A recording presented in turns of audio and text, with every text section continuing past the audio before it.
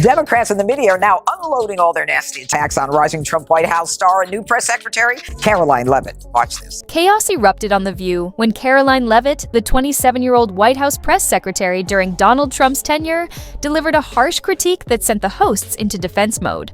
Renowned for her direct approach and biting rhetoric, Leavitt's appearance not only revealed the show's biases and inconsistencies, but also sparked a political controversy, emphasizing the widening rift between conventional media and rising conservative voices. And that was, she said, there will be no wokeness here. Oh, yeah. Let me explain something to you. The conflict between Leavitt and the show ignited when Joy Behar, one of The View's most vocal co-hosts, downplayed Leavitt's rise to prominence by reducing her achievements to her looks. Behar's comment, referring to Leavitt as a 10 in Trump's eyes, came off as both dismissive and sexist, especially from someone who has long identified as a feminist. The criticism of Behar's remarks was immediate, with many pointing out the inconsistency of a show that claims to support women, yet undermines those with opposing political views. However, Leavitt stood her ground, responding sharply by calling out the hosts for their hypocrisy and ignoring her professional accomplishments.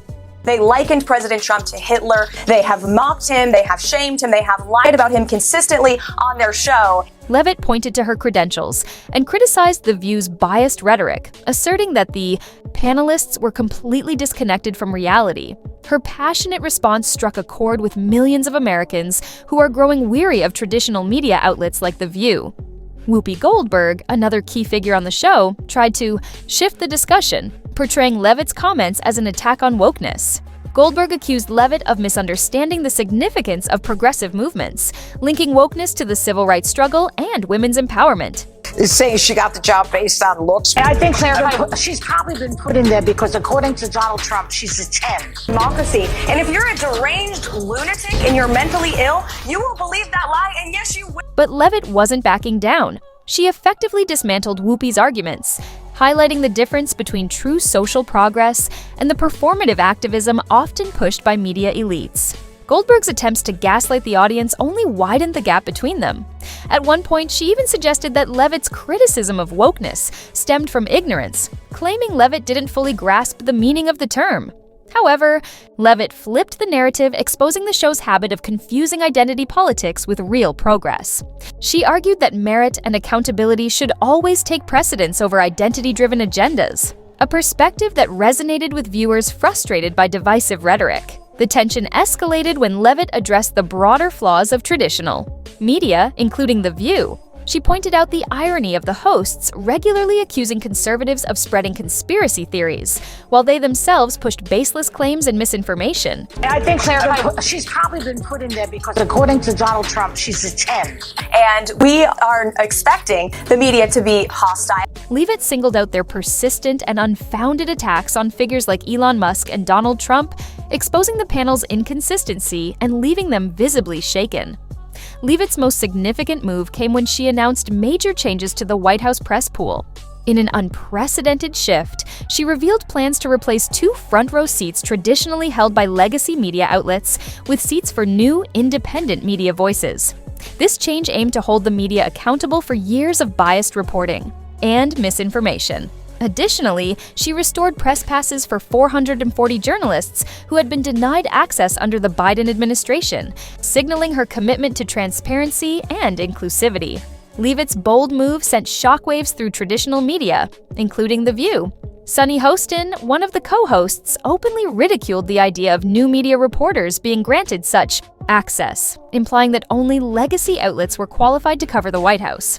Goldberg echoed this concern, warning that Leavitt's changes could allow unqualified individuals to spread misinformation. The irony of these comments wasn't lost on viewers, especially considering The View itself has faced criticism for pushing half-truths and partisan narratives for years. Leavitt's appearance on the show further solidified her reputation as a fearless advocate for conservative values. When the co-hosts attempted to corner her on Trump's immigration policies, she skillfully flipped the conversation, reminding them that violating immigration laws is, in fact, a crime.